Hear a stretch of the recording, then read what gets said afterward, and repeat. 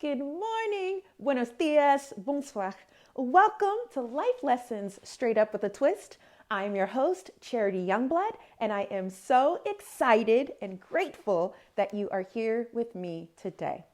This podcast is unedited because life is unedited.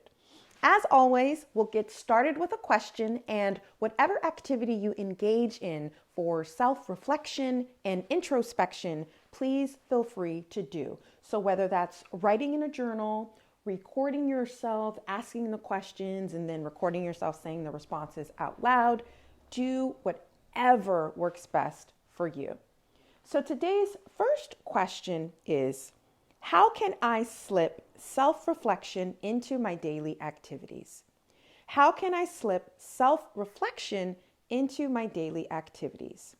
So this question actually came up I'm doing some research for some workshops that I'm getting ready to start. And one of the people I was talking to was saying how there's so many activities that you can, really use to reflect, use that time to reflect. But she was really asking about, what those activities are, right? We know that there's a number of activities, but what are those activities? I specifically mention writing and recording yourself speaking, when I announce the show, during the introduction.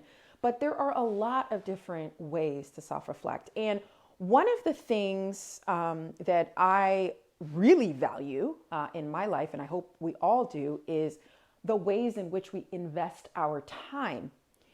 And time is our most precious asset. So that's one of the reasons why this podcast is so short, because I know how valuable your time is, as well as how valuable my time is.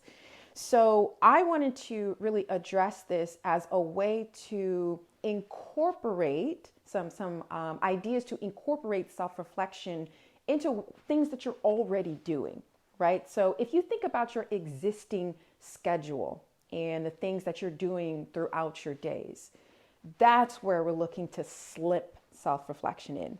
So the second question would be, what activities do I perform that require little to no thought? So if you're thinking about something like, for me, for example, walking, right? It doesn't really require a lot of thought for me to walk. I need to pay attention, right? I need to, open my eyes and kind of pay attention to where I'm going, but I'm not really thinking about the process of walking. I know this doesn't apply to everyone, but in the circumstance and the example that I'm talking about right now, for walking, if that's something that doesn't require a lot of thought, that's an activity that you could consider adding self-reflection. So a great example of this could be a mindfulness walk. So where you actually are taking out your headphones, if you typically listen to music or podcasts or something while you're walking, taking those out and experimenting with mindfulness walks, paying attention to what's going on in front of you, what sounds are you hearing around you, and ask yourself some of these questions that we have been working through together on the podcast. So that's an example. The next question that you could definitely think about and go a little bit deeper in is, what activities do I despise? Or what activities am I not a fan of? So I think of cleaning as an activity that I'm not a fan of. I'm not a fan of cleaning. I have to clean the house because I feel like every space that I occupy is a sacred space, and a clean house, a clean room, a clean whatever car, whatever it is, that is a reflection on me being respectful of the space as well as, the space being sacred. So I do keep my house very clean. I keep my car clean and all that, but I don't like the activity of cleaning. So for me, that is a perfect time for self-reflection. So I'm cleaning, and then I would ask myself a question and just literally go through that, conversation that I typically would. Another activity would be that you could think about is like folding clothes. right? You're doing laundry, cooking. Now, this doesn't, I want to be very clear. This does not apply to me. I do not despise cooking, but I know there are many, many people that don't enjoy cooking.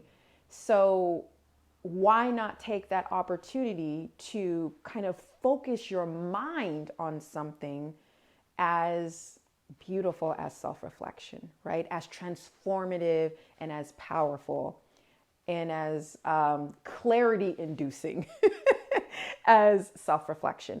So really think about these. I hope these examples kind of help, but really think about these questions and explore these questions, because self-reflection is not meant to be some additional homework assignment or some, obligation or chore.